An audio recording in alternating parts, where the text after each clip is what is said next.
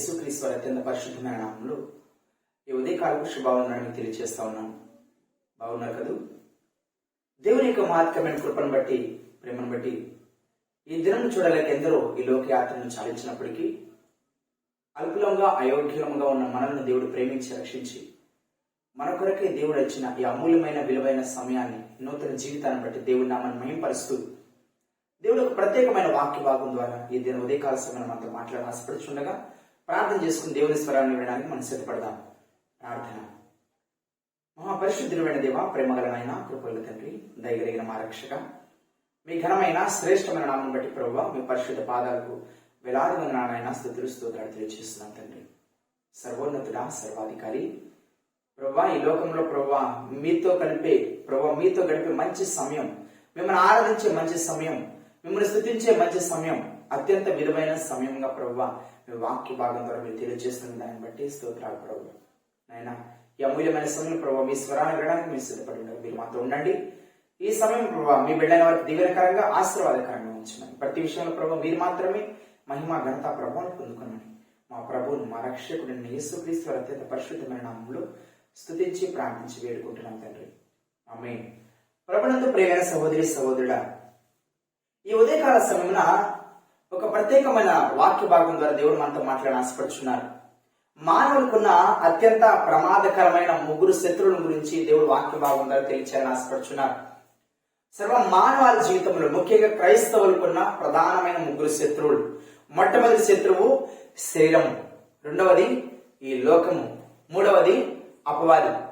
సర్వ మానవాళి అనగా ముఖ్యంగా క్రైస్తవులను మనం గమనించినట్లయితే దేవుడికి మనుషునికి ఒక మంచి సావాసం కలిగి ఉండాలప్పుడు, దేవుడు మానవులకు ఒక మంచి సావాసాన్ని, సంబంధాన్ని కలిగి ఉండాలని ఆశపడుచున్నప్పుడు ఈ సంబంధాన్ని, సహవాసాన్ని విడదీసే ప్రయత్నాలు చేసేది ముగ్గురు శత్రువులే. నువ్వు దేవునికి సమీపంగా వెళ్ళాలని ఆశ కలిగినప్పటికీ, దేవునికి సమీపంగా రావాలనుకున్నప్పటికీ ఈ మూడు అడ్డుగోడలుగా ఉన్నాయి. ఒకటి శరీరము, రెండు లోకము, మూడు అపవాది. మీరు అనుకోవచ్చు, మరి శరీరం ద్వారా మనం కాక మరి ఏ విధంగా మనము దేవుని సమీపంగా వెళ్ళగలం అనుకోవచ్చేమో. వాక్య భాగం గమనించినట్లయితే మీ పరిశుద్ధ బైబిల్ గ్రంథమును రోమీయులకు రాసిన పత్రిక, అపోస్తలుడైన పౌలు రోమీయులకు రాసిన పత్రిక 8వ అధ్యాయము 8వ వచనం వైపు మళ్లించవలసిందిగా కోరుచున్నాను. శరీర స్వభావము కలవారు దేవుని సంతోషపరచనేరరు. శరీర స్వభావం గురించి మన లేఖనాలు చాలా స్పష్టంగా గమనించినట్లయితే మానవ శరీరం అంట పాప స్వభావం కలిగి ఉంటుంది. మానవ శరీరము ప్రారంభం నుంచి, మానవ పుట్టిక నుంచే పాప స్వభావం కలిగిన వాడు. అంటే మానవ పుట్టిక పాపంతో ఉంది. పాపం లేకుండా ఈ లోకంలో పుట్టిన వారని చెప్పుకోవడానికి ఎవరు లేరు, ఒక్కరే ఒకరున్నారండి. ప్రారంభం నుంచి ఏ దేవుడైతే సర్వను సృజించున్నారో, ఏ దేవుడైతే నీ కొరకు నా కొరకు ఈ లోకానికి వచ్చినారో ఆయన ప్రభువైన యేసుక్రీస్తు వారు కన్య గర్భమున పుట్టి ఉన్నారు. కన్య గర్భమున దీనుడై, ఆయన పుట్టుకలో పాపం లేదు, ఆయన జన్మంలో పాపం లేదు, ఆయన జీవితంలో పాపం లేదు, ఆయన మరణంలో పాపం లేదు. ఏనాడు కూడా ఆయన పాపం చేయలేని వాడు అయినాడు. పరిశుద్ధుడు అనే మాటకు నిలువెత్తు దర్శనంగా ఆయన మనకు కనిపిస్తాడు. ప్రభునందు ప్రియమైన సహోదరి సహోదరుడా, పరిశుద్ధత జీవితం. పరిశుద్ధత లేకుండా మనము దేవుని చూడలేమని లేఖనాలు తెలియజేస్తా ఉన్నాయి. ఈ పరిశుద్ధతను కలిగి ఉండాలంటే నీ శరీర విషయంలో కూడా నువ్వు చాలా జాగ్రత్తగా ఉండాలి. వాక్య భాగం చాలా స్పష్టంగా తెలియజేస్తుంది కదా, శరీరానుసారులు దేవుని సంతోష పెట్టలేరు అని వాక్య భాగంలో అపోస్తలుడైన పౌలు తెలియజేస్తా ఉన్నారు. ఎందుకంటే ఈ శరీరం అంటే నువ్వు దేవుని మహిమపరచడానికి, దేవుని స్తుతించడానికి, దేవుని ఆరాధించడానికి, ప్రార్థన చేయడానికి, దేవుని వాక్యం ధ్యానించడానికి, దేవుని స్తుతించడానికి ఏ మాత్రం కూడా సహకరించదు. గమనించారా? వ్యర్థమైన దానికి సమయం ఎంతైనా ఉంటుంది. నువ్వు సీరియల్ చూడడానికి గంట సమయం ఉంటుంది, సినిమాలు చూడడానికి గంట సమయం ఉంటుంది, లేకపోతే ఏవో సంబంధమైన లోకాసభ పరుగులు పెడతానికి ఎంతో సమయం ఉంటుంది. కానీ ఏమన్నా సమయం అన్నప్పుడు దేవ సేవకులకు మాట్లాడుతున్నాం, ఏమో ప్రార్థన చేస్తున్నారా, వాక్యం చదువుతున్నారంటే ఒక మాట చెప్పే సమాధానం ఏంటంటే మాకు సమయం లేదండి, సమయం సరిపోవట్లేదు. సమయం మీకు లేక కాదు, మీ శరీరం మీకు సహకరించక, మీ శరీరం మీ ఆధీనంలో ఉండక. క్రైస్తవులారా, మీ శరీరాన్ని మీ ఆధీనంలో ఉంచుకోవాలి. మీ శరీరాన్ని మీ ఆధీనంలో ఉంచుకోవడం అంటే ఈ శరీరాశలు, లోకాశలు అన్నీ వస్తూ ఉంటాయి మీ మీద దాడి చేయడానికి. శరీరాశలు, లోకాశలు ఎలా ఉంటాయండి? చూడండి, శరీర కార్యాలు ఏ విధంగా ఉంటే మనం గమనించినట్టు లేఖనాల్లో గలతీ పత్రిక, అపోస్తలుడైన పౌలు గలతీలకు రాసిన పత్రిక 5వ అధ్యాయము 18-19 వచ్చిన మనం గమనిస్తాం. 5-19 మనం గమనించినట్లయితే శరీర కార్యాలు స్పష్టమై ఉన్నవి. అవేమనగా జారత్వము, అపవిత్రత, కామకత్వము, విగ్రహారాధన, అవిచారము, ద్వేషములు, కలహము, మత్సరములు, క్రోధములు, కక్షలు, విభేదములు, విమితములు, అసూయలు, మత్తతలు, అల్లరితో కూడిన ఆటపాటలు. ఈ శరీర కార్యాలను నువ్వు కలిగి ఉన్నప్పుడు నువ్వు ఏ విధంగా దేవుని సంతోషపరచగలవు? క్రైస్తవులను చెప్పుకుంటే సరిపోదు కదా. మెడలో సిలువ వేసుకుని సంఘంలో బైబిల్ పెట్టుకొని ఆదివారం నేను చర్చికి వెళ్తున్నాను, ప్రార్థన చేస్తున్నాను, మంచిగా వాక్యం చదువుతున్నాను అనుకుంటే సరిపోదు. మిగతా వారం అంతా లోకానుసారంగా జీవించి మిగతా వారం అంతా నీకు నచ్చిన జీవితాన్ని, నీకు ఏదైతే శరీరంలో కోరికలు ఉన్నాయో వాటన్నిటి ప్రకారం నువ్వు జీవించి మరి నేను క్రైస్తవులను చెప్పుకోవడానికి ఏమాత్రం అర్హత ఉంటుందా నీలో? లేదు నా ప్రియ సహోదరి సహోదరుడా, అదిగా దేవుడు మన నుంచి కోరుకుంటుంది. ఈ శరీర స్వభావం పాప స్వభావం కలిగి ఉంటుంది. మన శరీరం అంటే మట్టిలో కలిసేంత వరకు కూడా ఈ శరీరానికి విమోచన లేదు. నువ్వు రక్షింపడినప్పుడు నీ ప్రాణానికి విమోచన ఉంటుంది. నువ్వు రక్షింపడినప్పుడు దేవుడు తెలుసుకుని రక్షింపడినప్పుడు నీ ప్రాణానికి విమోచన ఉంటుంది. నీ శరీరానికి ఎప్పుడు విమోచన ఉంటుంది తెలుసా? సంఘం ఎత్తబడే క్రమంలో. అప్పుడంటే ఈ దేహ శరీరము, ఈ పాపమైన శరీరము మహిమా శరీరముగా మార్చబడుతుంది. ప్రభునందు ప్రియమైన సహోదరి సహోదరుడా, వాక్య భాగం మనం గమనించినట్లయితే నువ్వు ప్రార్థన జీవితం లేకుండా, దేవుని వాక్యాన్ని ప్రతిదినం ధ్యానించకుండా దేవునితో మంచి సహవాసాన్ని, సంబంధాన్ని నువ్వు పొందుకోలేవు, కలిగి ఉండలేవు. ప్రతిదినం నువ్వు ఈ శరీర ఆశలను, లోకాశలను జయించాలంటే ప్రార్థనలో పోరాడేవారిగా ఉండాలి. ఈ శరీరం నువ్వు అనేక విధాలుగా దేవుడి నుంచి దూరం చేయాలని ప్రయత్నాలు చేస్తూ ఉంటుంది. ఈ శరీరం ఎన్నెన్నో కోరికలు నేను అనుదినం నీకు రేకెత్తిస్తూ దేవుడితో సంబంధాన్ని దూరం చేసే విధంగా చేస్తూ ఉంటుంది. నువ్వు రక్షింపడిన తర్వాత కూడా నేను తిరిగి జన్మించాలని, దేవుడితో మంచి సహవాసాన్ని కలిగి ఉందని చెప్పినప్పటికీ అనేక మార్లు అపవాది మీద దాడి చేసే కూడా అవకాశం కూడా ఉంటుంది. వాక్యం గమనించినట్లయితే అపోస్తలుడైన పౌలు రోమీయులకు రాసిన పత్రికలోనే 8వ అధ్యాయము 3-4 వచనాలు ఒకసారి గమనిద్దాం. రోమపత్రిక 8వ అధ్యాయము 3-4 వచనాలను మనం గమనించినట్లయితే శరీరమును అనుసరింపక ఆత్మను అనుసరించి నడుచుకొనుము. దేనమంటున్నారండి? శరీరం ఏదైతే ఆశ కలిగి ఉంటుందో, శరీరం ఏదైతే కోరికలు కలిగి ఉంటుందో వాటిని అనుసరించి జీవించడం కాదు. నువ్వు రక్షింపడిన తర్వాత నీలో ఉన్న పరిశుద్ధాత్మ దేవుని ఆత్మ నడిపింపని బట్టి నడవాలి. కానీ నీ శరీరం ఏది కోరుకున్న దాని ప్రకారం జీవించటము క్రైస్తవ జీవితం కాదు. అది దేవుడు మెచ్చే జీవితం కాదు. అది దేవుడు అంగీకరించే జీవితం కాదు. ప్రభునందు ప్రియమైన సహోదరి సహోదరుడా, వాక్య భాగములను చాలా జాగ్రత్తగా గమనించాలి. శరీరం ఏదైతే కావాలనుకుంటే దాని ప్రకారం జీవించడం కాదండి క్రైస్తవ జీవితం అనేది. శరీరాన్ని అనుసరింపక, వాక్యం గమనించిన శరీరాన్ని అనుసరింపక ఆత్మను అనుసరించి నడుచుకొని మన యందు ధర్మశాస్త్ర సంబంధమైన నీతి విధి నెరవేర్చబడవలనని. మన ధర్మశాస్త్రాన్ని ఎవరైనా నెరవేర్చారా? పాత నిబంధనలు మనమైన ఏమంటే నా ప్రియ సహోదరి సహోదరుడా, నువ్వు ఎప్పుడైనా గమనించావు? నువ్వు ధర్మశాస్త్రాన్ని తూచ తప్పకుండా పాటిస్తున్నావు అనుకుంటున్నావా? ధర్మశాస్త్రాన్ని తూచ తప్పకుండా పాటించిన వారు ఎవరైనా ఉన్నారంటే ఆయన ప్రభువైన యేసుక్రీస్తు వారు. ధర్మశాస్త్రం నీకేం తెలియజేస్తా ఉంది? ధర్మశాస్త్రం పాటించడం వల్ల నీ పాపాలు పరిహరించబడవు. ధర్మశాస్త్రం తెలుసుకోవడం వల్ల, ధర్మశాస్త్రం అనుసరించి జీవించడం వల్ల నీ స్థితి ఏమైంది, నీ పాప జీవితం ఏందో నీకు తెలియజేస్తా ఉంటుంది. నువ్వు పాపం నుండి ఏ విధంగా బయటికి రావడం తెలియజేస్తుంది. కానీ ఆ పాపం నుండి జయించగలిగిన సామర్థ్యము ధర్మశాస్త్రం నీకు చూపించలేదండి. ఏ విధంగా మరి జయించగలవు? ఏ విధంగా నీ పాపం జయించగలవు? ప్రభువైన యేసుక్రీస్తునందు విశ్వాసం ఆయన మీద ఆధారపడినప్పుడు, ప్రతిదినం ప్రార్థన జీవితాన్ని కలిగి ఉంటుంది, ప్రతిదినం విశ్వాసంతో మన వాక్య భాగం ధ్యానం చేస్తున్నప్పుడు, ధర్మశాస్త్రాన్ని అనుసరిస్తున్నాను. పాత్రలో చేసి ప్రభు దగ్గరికి చాలా మంది వచ్చారు. ధర్మశాస్త్రాన్ని మేము ధర్మ పదాజ్ఞలు పాటిస్తున్నాం, చిన్నప్పటి నుంచి ధర్మశాస్త్రాన్ని పాటిస్తున్నా అంటారు.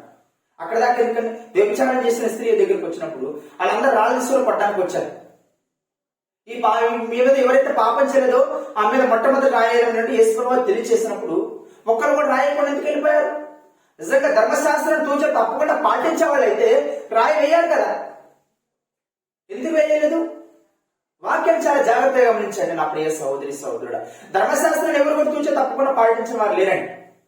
ధర్మశాస్త్రాన్ని తూచ తప్పకుండా పాటించిన వారు ఎవరైనా అంటే ధర్మశాస్త్రాన్ని నెరవేర్చిన వారు, ఎలాంటి పాప స్వభావం లేకుండా ఈ లోకంలో జీవించిన వారు, శరీరానుసారంగా శరీరంగా మన కోసము మానవుని ఈ లోకానికి వచ్చినప్పటికీ, మానవ రూపిగా నీ కొరకు నా కొరకు ఏ పాపం లేనప్పటికీ పాప స్వభావం నీ కొరకు నా కొరకు భరించారండి యేసుక్రీస్తు వారు. ఎందుకంటే ఈ పాప స్వభావం అన్ని కూడా మన నుంచి తీసివేయాలని. వాక్యం గమనించినట్లయితే ధర్మశాస్త్ర సంబంధమైన నీతి విధి నెరవేర్చబడాలని పాప పరిహారం నిమిత్తము దేవుడు తన సొంత కుమారుని పాప శరీరాకారంతో పంపినాడు. ఎవరు పంపించారంటే తన సొంత కుమారుని పాప శరీరాకారంతో పంపించున్నారు. ఎవరి కోసం? నీ కొరకు, నా కొరకు, మనందరి కొరకు. ఎందుకో తెలుసా? ఆయన శరీరం ముందు పాపమునకు శిక్ష విధించను. ఎవరి శరీరం నుండి పాపమునకు శిక్ష విధించింది? ప్రభువైన యేసుక్రీస్తు వారి శరీరం నందు. ఆయన పుట్టుకలో పాపం లేదు, ఆయన జీవితంలో పాపం లేదు, ఏనాడు కూడా మాటలు కానీ తలపులు ఏనాడు పాపం లేదు.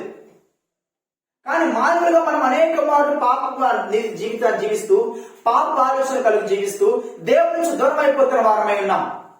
వాక్యం మధ్య తెలియచేస్తా ఉంది, ఏ పాపం లేని ఆయన మన కొరకు పాపంగా మార్చబడ్డారు. ఏ పాపం చేయని యేసుక్రీస్తు వారు నీ కొరకు, నా కొరకు పాపంగా, శాపంగా మార్చబడ్డారు. మన పాపములు ఆయన మీద మోపబడి ఉన్నవి. వాక్య భాగంలో గమనించండి, చాలా స్పష్టంగా వాక్యం తెలియజేస్తా ఉంది. పాప శరీరాకారంతో పంపి ఆయన శరీరం ముందు పాపమునకు శిక్ష విధించెను. శరీరానుసారుల విషయమై శరీర విషయమై ఏమంటున్నాడు? శరీరం మీద మనసు ఉంటున్నారంట. శరీరానుసారంగా జీవించారు అంటే లోకానుసారంగా తమకు నచ్చిన జీవితాన్ని జీవించారు. ఆ శరీరాన్ని సంతోషపరచాలి, ఆ శరీరాన్ని ఆనందింప చేయాలని ప్రయత్నాలు చేస్తారు. కానీ ఆత్మానుసారంగా జీవించే వాళ్ళు మాత్రమే దేవుని సంతోషపరుస్తారని దేవుని లేఖనాలు తెలియజేస్తా ఉన్నాయి. ప్రభునందు ప్రియమైన సహోదరి సహోదరుడా, వాక్య భాగం చాలా స్పష్టంగా తెలియజేస్తుంది, గమనించండి. శరీరానుసారుడు శరీర విషయం మీద మనసునుంతురు, ఆత్మానుసారుడు ఆత్మ విషయం మీద మనసునుంతురు. శరీరానుసారమైన మనస్సు మరణంగా ఉంటుంది. ఏమంటుంది? శరీరానుసారమైన మనస్సు మరణంగా ఉంటుంది. వాక్య భాగంలో గమనించినట్లయితే నువ్వు శరీరానుసారంగా జీవిస్తే నువ్వు మరణించినప్పుడు మట్లోకి వెళ్ళిపోయే అవకాశం. కానీ ఆత్మానుసారంగా నువ్వు జీవించగలిగినట్లయితే ఏమంటుంది? నువ్వు మరణించినా కూడా నేను జీవింపజేస్తానంటున్నాడు యేసుక్రీస్తు వారు. నువ్వు మరణించినప్పటికీ ఆయన జీవాన్ని నీకు దయచేస్తానంటున్నారు యేసు ప్రభువు వారు. వాక్య భాగం చాలా స్పష్టంగా తెలియజేస్తా ఉంది. ఏమంటుంది? ఆత్మానుసారమైన మనస్సు జీవమును సమాధానమైనది. పాప శరీరాన్ని స్వభావాన్ని నీ కొరకు, నా కొరకు, మనందరి కొరకు ప్రభువైన యేసుక్రీస్తు వారు భరించున్నారు. ప్రభునందు ప్రియమైన సహోదరి సహోదరుడా, రోమపత్రిక 6వ అధ్యాయము 6వ వచనం గమనించినట్లయితే చాలా స్పష్టంగా దేవుని వాక్య విధంగా తెలియజేస్తా ఉంది. ఏమనగా మనం ఇక్కడ పాపమునకు దాసులం కాకున్నట్లు, పాప శరీరము నిరర్ధకమగునట్లు మన ప్రాచీన స్వభావము ఆయనతో కూడా సిలువ వేయబడినని ఎరుగుతుంది. మన పాప స్వభావము యేసుక్రీస్తు వారితో సిలువ వేయబడి ఉన్నది. మనకు ఈ శరీరాన్ని బట్టి జయించలేమండి. మనంగా ఈ శరీరాశను బట్టి జయించలేమని వారంగా ఉన్నాం. మరి ఏ విధంగా జయించగలము? ప్రభు బాధ చెందుకు రావాలి, ప్రభు యేసుక్రీస్తు వారి రక్తం కడగబడాలి. అనుదినం దేవుని వాక్యాన్ని ధ్యానం చేస్తూ, ప్రార్థన మంచి సహవాసం దేవునితో కలిగి ఉంటూ, ఉపవాస ప్రార్థన చేస్తూ, వ్యక్తిగతంగా మోకరించి ప్రార్థన చేస్తూ. క్రైస్తవ జీవితం లోపాలైపోయింది. మోకరించి ప్రార్థన చేయడానికి కూడా శరీరం సహకరించదు.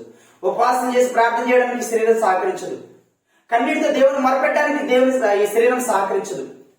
అనుదినం దేవుని వాక్యాన్ని ధ్యానించడానికి, గంటపడి దేవుని వాక్యాన్ని ధ్యానించడానికి శరీరం సహకరించదు. 5 నిమిషాల ప్రార్థన చేసి సరిపోతుంది, 10 నిమిషాల ప్రార్థన చేసి సరిపోతుంది అనుకుంటుంది శరీరం కూడా. ఎందుకంటే శరీరం నీ ఆధీనం లేదు కదా. శరీరం నీ ఆధీనం ఉంచుకో. పరిశుద్ధాత్మ దేవుడు నీలో నివాసం ఉండాలని ఆశపడుచున్నారు. చూడండి, అపోస్తలుడైన పౌలు కొరింథీయులకు రాసిన పత్రికలో మనం గమనించినట్లయితే మన దేహమయమైనది, మన స్థితి ఏమైనదని చాలా స్పష్టంగా తెలియజేస్తాము. అపోస్తలుడైన పౌలు కొరింథీయులకు రాసిన పత్రిక మొదటి పత్రిక 3వ అధ్యాయము 16వ వచనం గమనించినట్లయితే, మీరు దేవుని ఆలయమైనారని, దేవుని ఆత్మ మీలో నివసించున్నారని మీరు ఎరుగరా? ఎవడైనా దేవుని ఆలయమును పాడు చేసినడలా దేవుడు వారిని పాడు చేయను.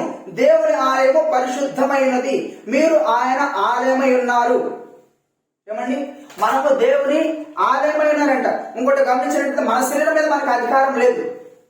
మన శరీరం మీద నాకు నచ్చిన జీవితాన్ని నేను కొనసాగిస్తాను, నా శరీరం ఏది కావాలనుకుంటే దాన్ని సంతృప్తినిస్తానంటే కుదరదు. వాక్యం ఏం చెప్తుంది శరీరం గురించి? చాలా స్పష్టంగా గమనించండి. వాక్యం గమనించినట్లయితే మొదటి కొరింథీ పత్రికలోనే 6వ అధ్యాయం 19వ వచనం గమనించినట్టు, 6వ అధ్యాయము 19వ వచనం, మీ దేహము దేవుని వల్ల మీకు అనుగ్రహింపబడి, ఏమంటున్నాడు? మీ దేహములు దేవుని వల్ల మీకు అనుగ్రహింపబడి మీలోనున్న పరిశుద్ధాత్మకు ఆలయమైనదని మీరు ఎరుగరా? మీరున్న పరిశుద్ధాత్మకు ఆలయమైనదని మీరు ఎరుగరా? మీరు మీ సొత్తు కారు, విలువ పెట్టి కొనబడిన వారు గనుక మీ దేహముతో దేవుని మహిమపరచుడి. దేహంతో మహిమపరచాలి దేవుని. ప్రభునందు ప్రియమైన సహోదరి సహోదరులారా, మీ శరీరం విషయంలో ఎలాంటి ఆలోచన కలిగి ఉన్నారు? ఈ శరీరము ఎన్నో ఆశలను లోక సంబంధంగా పాప ఊబులో పడవేసే విధంగా అనేక ప్రయత్నాలు చేస్తూ ఉంటుంది. ఈ శరీరం నలగొట్టబడతా ఉండాలి. ఈ శరీరానికి కావలసిన వాటన్నింటినీ సుఖభోగాలను ఎప్పుడైతే ఇస్తావో దేవుడి నుంచి సావాసం దూరం అయిపోతా ఉంటావు. ఈ శరీరం ఎప్పుడు నలగొట్టబడుతూ ఉండాలి. నలగొట్టబడుతూ ఉన్నప్పుడే దేవునితో మంచి సమాసాన్ని కలిగి ఉండడానికి అవకాశం ఉంటుంది. నీ శరీరం నలగొట్టినప్పుడే నీ ఆధరణ ఉండగలుగుతుంది. నలగొట్టబడి నీకు కావాల్సిన శరీరానికి కావాల్సిన వాటన్నింటినీ సుఖభోగంగా శరీరాశలన్నింటిని మించి ఇవ్వగలిగినట్లయితే, శరీరాశలు ఉంది కదా మనం గమనించున్నాం ఇంతకుముందు గలతీ పత్రిక 5వ అధ్యాయం 19వ వచనంలో, వాటన్నింటిని నువ్వు సమకూరిస్తే నీ ఆధరణలో కూడా దేవుని ఆధరణలో కూడా నువ్వు ఉండలేవు. శరీరం నీ ఆధరణలో ఉన్నప్పుడు, ఆధరణలో లేనప్పుడు పరిశుద్ధాత్మ దేవుడు నీరే విధంగా నివాసం ఉంటాడు. నా ప్రియ సహోదరి సహోదరుడు, మన సొత్తు కాదంటారు. దేవుడు వాక్యం చాలా స్పష్టంగా తెలియజేస్తుంది కదా, మీ దేహము దేవుడు ద్వారా మనకు అనుగ్రహించబడినది, మీరున్న పరిశుద్ధాత్మకు ఆలయమైనది మీరు ఎరుగరా? మీరు మీ సొత్తు కాదు. మనకు రైట్స్ లేవండి. మన మీద, మన శరీరం దగ్గర మనకు రైట్స్ లేవు. మనం వెలబెట్టి కొనబడి ఉన్న వారం. మనం గ్రహించాలి మన స్థితి ఏమైనది. మన వ్యక్తిగతంగా మనం ఎలాంటి సహవాసాన్ని సంబంధాన్ని దేవునితో కలిగి ఉన్నామని మనం గ్రహించే వారంగా ఉండాలి. క్రైస్తవులం అంటే సంఘంలో బైబిల్ పెట్టుకొని ఆదివారం చర్చుకొని మెడలో సిరుడేసుకుంటే జీవితం సరిపోదండి. వ్యక్తిగతంగా ప్రతిదినం కూడా పరిశుద్ధ జీవితాన్ని కూడా కలిగి ఉండాలి. ఎలాంటి పరిశుద్ధత? నీ దేహం విషయంలో పరిశుద్ధత కలిగి ఉండాలి. ఎలాంటి జీవితాన్ని కలిగి ఉన్నారు నా ప్రియ సహోదరి సహోదరుడా? మన దేహము దేవునికి అవయవంలో ఉన్నాయండి. వాక్యం గమనించినట్లయితే మొదటి కొరింథీ పత్రిక 6వ అధ్యాయం 15వ వచనం గమనించినట్లయితే చాలా స్పష్టంగా చూడండి వాక్యం. మీ దేహము క్రీస్తునకు అవయములై ఉన్నవని మీరు ఎరుగరా? నేను క్రీస్తు యొక్క అవయములు తీసుకుని వేసి యొక్క అవయములుగా చేయుదునా? అది ఎంత మాత్రము తగదు. వేసుతో కలుసుకున్న దాంతో ఏకదేహమైనని మీరు ఎరుగరా? నీ ఇష్టానుసారంగా నీ నచ్చిన జీవితాన్ని నువ్వు కొనసాగిస్తున్నావా? శరీర విషయంలో జాగ్రత్త నా ప్రియ సహోదరి సహోదరుడా. ఒక దినం నువ్వు దేవుని లెక్క చెప్పుకోవాల్సిన పరిస్థితి రాబోతుంది. నువ్వు ఏ స్థితిలో ఎంత గొప్పగా జీవించినప్పటికీ, నీకు నచ్చిన జీవితాన్ని కొనసాగించినప్పటికీ, నీ శరీర విషయంలో ఒక పద్ధతి లేకుండా, ఒక ప్రణాళిక లేకుండా నీకు నచ్చిన జీవితాన్ని కొనసాగిస్తూ దేవుడి సహవాసాన్ని కోల్పోతున్నావేమో. నీ శరీర విషయంలో కూడా చాలా జాగ్రత్తగా ఉండు. ప్రతి దాని కూడా నువ్వు లెక్క చెప్పుకోవాల్సిన పరిస్థితి రాబోతుంది ఒక దినం. ఈ రోజు నేను రహస్యంగా పాపం చేస్తున్నాను, నేను రహస్యంగా ఉన్నాను, ఎవరు చూడలేదు అనుకున్నావేమో. ఈ రోజు నువ్వు చేసే రహస్య పాపాలు దేవుడు ఒక రోజు అందరి ముందు బట్టబయలు చేస్తా అంటున్నాను. చాలా జాగ్రత్తగా ఉండండి. ఈ శరీర విషయంలో కూడా మనము చాలా జాగ్రత్తగా ఉండాలి. మనం ఏ స్థితిలో ఉన్నాము, మన స్థితి ఏమైందని అనుదినం కూడా మనం ఆత్మ పరిశీలన చేసుకుంటూ ఉండాలి. ఎలా ఉంది మన జీవితం? వాక్య భాగం గమనించినట్లయితే రహస్య విషయంలో, శరీర విషయంలో మనం గమనించినట్లయితే వాక్యం విధంగా తెలియజేస్తున్నారు. లోకాసు వార్త 12వ అధ్యాయము 2వ వచనం మనం గమనించినట్లయితే, మరుగైనదేది బయలుపరచబడకపోదు, రహస్యమైనదేది తెలియబడకపోదు. అందుచేత మీరు చీకట్లో మాట్లాడుకున్న వెలుగులో వినబడును, మీరు గదుల యందు చెవులో చెప్పుకున్నది మీ ఇద్దరి మీద చాటింపబడును. చాలా జాగ్రత్తగా ఉండాలి శరీర విషయంలో కూడా. నేను ఎక్కడున్నాను కదా, ఎవరు చూడలేదు అనుకుంటామేమో. నీ శరీర విషయంలో నీకు నచ్చిన జీవితాన్ని నువ్వు కొనసాగిస్తున్నావేమో. చాలా జాగ్రత్తగా ఉండు, చాలా జాగ్రత్తగా ఉండు. దేవుని వాక్యం నీ కొరకే, నా కొరకు కాదనుకుంటామే. నేను పరిశుద్ధులను అనుకుంటామే. భూమి మీద ఎవరు లేరని పరిశుద్ధులు, నీతి మంత్రులు ఏ ఒక్కరు లేరని చెప్తుంది దేవుని వాక్యం. నేను చెప్తున్న మాట కాదు, జీవం కలిగిన దేవుని వాక్యం తెలియజేస్తావు. నీతి మంత్రులు ఏ ఒక్కరు లేదు. మరి నీవు నీతి మంత్రులుగా మార్చబడ్డానికే, నువ్వు నీతి మంత్రులుగా తీర్చిదిద్దడానికి యేసుక్రీస్తు ఈ లోకానికి వచ్చినారు. ఏ విధంగా నీతి మంత్రులుగా మార్చబడతావు? నువ్వు నీ పాప వస్త్రం తొలగించబడాలి. ఆయన యేసుక్రీస్తు నీతి వస్త్రం నీకు ధరింప చేయాలి. ఏ విధంగా? నీ పాపాలు పరిహరించబడాలి. ఏ విధంగా పాపం పరిహరించబడుతుంది? ప్రభువైన యేసుక్రీస్తు వారి రక్తం ద్వారా మాత్రమే పాప పరిహారం చిందించబడుతున్నాడు. పాపం పరిహరించబడాలంటే రక్తం చిందించబడాలని లేఖనం తెలియజేస్తా ఉన్నాను. రక్తం చిందించబడకుండా పాప ప్రక్షాళన గావించబడాలని లేఖనం తెలియజేస్తా ఉన్నాను. వాక్యం గమనించినట్లయితే అపోస్తలుడైన పౌలు గలతీయులకు రాసిన పత్రిక 2వ అధ్యాయము 20వ వచనం చాలా స్పష్టంగా ఈ లేఖనాన్ని తెలియజేస్తున్నాడు. వాక్య భాగంగా ఈ విధంగా మాట్లాడుతున్నారని చూడండి. మీ పరిశుద్ధ బైబిల్ గ్రంథంలో గలతీ పత్రిక 2వ అధ్యాయము 20వ వచనం. గలతీ 2:20వ వచనం. నేను క్రీస్తుతో కూడా సిలువ వేయబడి ఉన్నాను. ఎవరు చెప్తున్నారు ఈ మాట? పౌలు గారు చెప్తున్నారు, నేను క్రీస్తుతో కూడా సిలువ వేయబడి ఉన్నాం. ఏ విషయంలో సిలువ వేయబడినానండి? పాపముల విషయమై సిలువ వేయబడాలి, పాప ఆలోచన విషయమై సిలువ వేయబడాలి, పాపము తలంపుల విషయమై సిలువ వేయబడాలి. చాలా వాక్యం చాలా స్పష్టంగా తెలియజేస్తా ఉంది. ఇక జీవించేవాడును నేను కాను, క్రీస్తు ఆయన జీవించుచున్నాడు. జీవించేది నేను కాదు, ఎందుకంటే నా పాత జీవితం గతించిపోయింది. వాక్యం గమనించినట్లయితే అపోస్తలుడైన పౌలు కొరింథీయులకు రాసిన పత్రిక, 2 కొరింథీ పత్రిక 5వ అధ్యాయము 2 కొరింథీ పత్రిక 5వ అధ్యాయము 17వ వచనం గమనించినట్లయితే, కాగా ఎవడైనాడు క్రీస్తునందున మరి నూతన సృష్టి, పాతం గతించిన ఇదిగో సమస్తము కొత్తవాయన లేఖనం తెలియజేస్తా ఉన్నాయి. ఎందుకంటే నీ పాప జీవితము పాత జీవితం అంతా సిలువలో మరణించింది, సిలువ వేయబడి ఉన్నది. ఇప్పుడు నీలో ఉంది నువ్వు కాదు, నువ్వు వెలబెట్టి విలువ పెట్టి కొనబడిన వాడు లేఖనాంత ముందు తెలియజేస్తా ఉన్నాయి. ఈ దేహం విషయంలో కూడా నువ్వు చాలా జాగ్రత్తగా ఉండాలి. ప్రభునందు ప్రియులైన సహోదరి సహోదరుడా, ఈ వాక్యం చాలా స్పష్టంగా పౌలు గారు అంటున్నారు, నేను క్రీస్తుతో కూడా సిలువ వేడి ఉన్నాను. నేను జీవించినది నేను కాదు, నా యందు జీవించినది, నేను ఇప్పుడు శరీరమందు జీవించిన ఈ జీవితం నన్ను ప్రేమించి నా కొరకు తనను తాను అప్పగించుకున్న దేవుని కుమారుని యందు విశ్వాసం వలన జీవిస్తున్నాను అంటున్నాడు. ఎంత అద్భుతమైన సాక్ష్యాన్ని అపోస్తలుడు పౌలు గారు తెలియజేస్తా ఉన్నారు. శ్రమలు వచ్చినప్పుడు, బాధలు వచ్చినప్పుడు, కష్టాలు వచ్చినప్పుడు ఇవన్నీ సిలువలుగా మీరు గమనించాలి. ప్రతిదినం మనము మరణించే వారంగా ఏదే విషయంలో, పాపం విషయంలో ప్రతిదినం ఆయన జీవింపచేస్తారు. మనం ఆత్మ విషయంలో వాక్యం గమనించినట్లయితే గలతీ పత్రిక 5వ అధ్యాయము, అపోస్తలుడైన పౌలు గలతీలకు రాసిన పత్రిక 5వ అధ్యాయము 24వ వచనం మనం గమనించినట్లయితే, గలేషియన్స్ చాప్టర్ 5:24, క్రీస్తు యేసు సంబంధులు శరీరమును దాని ఇచ్చలతోనూ దురాశలతోనూ సిలువ వేసి ఉన్నారు. ఎవరి సంబంధులంట? క్రీస్తు యేసు సంబంధులు. ఏమన్నారండి? క్రీస్తు యేసు సంబంధులు శరీరమును దాని ఇచ్చలను ఏమండి దాని ఇచ్చలతోనూ దురాశలతోనూ సిలువ వేస్తారు. శరీర ఆశలు ఏమంటే? దురాశలు అంటే లోక సంబంధమైన ఆశలు, కామపు ఆశలు, లేకపోతే నశించిపోయే ఆశలు. అంతకుముందు గమనించిన శరీరాశలు ఏమైనాండి? ఆ జాడత్వము, అపవిత్రత, కాముకత్వము, విగ్రహారాధన, అభిచారము, ద్వేషములు, కలహములు, మత్సరములు, క్రోధములు, కక్షలు, విభేదములు, విమతములు, అసూయలు, మత్తతులు, అల్లరితో కూడిన ఆటపాటలు, ఇవన్నీ కూడా శరీర కార్యాలు. వీటన్నిటిని కూడా నువ్వు సిలువ వేయాలి అన్నారు కదా. చాలా వాక్యం చాలా స్పష్టంగా తెలియజేస్తాను. వీటన్నిటిని యేసుక్రీస్తు సంబంధమై నువ్వు ఉన్నట్లయితే శరీరమును దాని ఇచ్చలతోనూ దురాశలతోనూ సిలువ వేసి ఉన్నారని లేఖనం తెలియజేస్తా ఉన్నాయి. ప్రభునందు ప్రియమైన సహోదరి సహోదరుడా, ఏ విధంగా దేవునితో మంచి సహవాసాన్ని కలిగి ఉన్నావు? గలతీ పత్రిక 6వ అధ్యాయము 14వ వచనం కూడా లేఖనాలు ఈ విధంగా తెలియజేస్తున్నాయి కదా.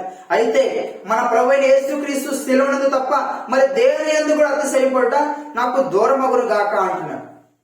ఎందుకంటే దానివల్ల నాకు లోకమునకు నేను సిలువ వేయబడి ఉన్నామని అపోస్తలుడైన పౌలు గారు తెలియజేస్తా ఉన్నారు. శరీరం గురించిన ప్రస్తావన, మొట్టమొదటి శత్రువు దేవునితో నువ్వు సహవాసాన్ని, సంబంధాన్ని దూరం చేసే శత్రువు అయినది. ఎలాంటి సహవాసాన్ని, ఎలాంటి సంబంధాన్ని నువ్వు కలిగి ఉన్నావు నా ప్రియ సహోదరి సహోదరుడా? ఒక్కసారి నిన్ను ఆత్మ పరిశీలన చేసుకో. దేవునితో మంచి సహవాసాన్ని, సంబంధాన్ని నువ్వు కలిగి ఉంటున్నావా? శరీరం గురించి దేవుని చిత్తమైతే ఇంకా ఎన్నో వర్తమానాలు, ఎన్నో వాక్య భాగం ఉండగా దేవుని మనతో మాట్లాడి ఆశపడుచుండగా ఇదే వాక్యాన్ని మరొక దినం మనము ఉదయకాల సమయంలో ధ్యానం చేసుకున్నాం. శరీరానుసారం దేవుని సంతోషపరచలేరని దేవుని వాక్యం తెలియజేస్తాము. నువ్వు శరీరానుసారంగా జీవిస్తున్నావా, లేకపోతే దేవుని వాక్యానుసారంగా జీవిస్తున్నావా? శరీర ఆశల విషయంలో నువ్వు ఏ విధంగా నియంత్రిస్తున్నావు? శరీరాన్ని నీ ఆధీనంలో ఉంచుతున్నావా? ఒకసారి నేను ఆత్మ పరిశీలన చేసుకో నా ప్రియ సహోదరి సహోదరుడా.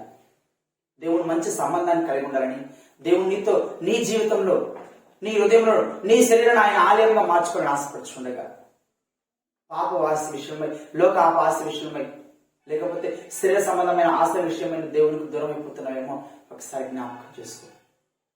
దేవునికి నీకు మంచి సంబంధాన్ని దూరం చేసే మొట్టమొదటి శత్రువు శరీరమైంది. ఈ శరీర విషయంలో నువ్వు ఎలాంటి ప్రణాళిక కలిగి ఉన్నావు, ఎంత జాగ్రత్తగా ఉన్నావు, ఒక్కసారి నిన్ను ఆత్మపరిశీలన చేసుకో. క్రైస్తవులు చెప్పుకుంటే సరిపోదండి. క్రైస్తవులని ఆదివారం చర్చికి వెళ్తున్నాను, బైబిల్ తీసుకుని ప్రార్థనకి వెళ్తానని సరిపోదు. వ్యక్తిగతంగా ప్రతిదినం కూడా పరిశుద్ధ జీవితాన్ని జీవించడం కూడా క్రైస్తవ జీవితం. పరిశుద్ధత లేకుండా నువ్వు దేవుని చూడలేము. పరిశుద్ధత లేకుండా దేవుడితో మంచి సహవాసాన్ని కలిగి ఉండలేము. పరిశుద్ధత లేకుండా నువ్వు చేసే ప్రార్థన దేవుడు ఎప్పటికీ ఆలకించడు. జ్ఞాపకం చేసుకున్న నా ప్రియ సహోదరి సహోదరుడా, వాక్యం దేవుని చిత్తమైతే ఈ శరీర విషయమై, శరీర సంబంధ విషయమై, అంటే మొట్టమొదటి శత్రువు ఈ శరీరం గురించి బైబిల్ లేఖనాలు ఏం తెలియజేస్తున్నాయి. రేపు ఉదయకాల సమయం మరలా మనం ధ్యానం చేసుకుందాం, ప్రార్థన చేసుకుందాం. ప్రార్థన.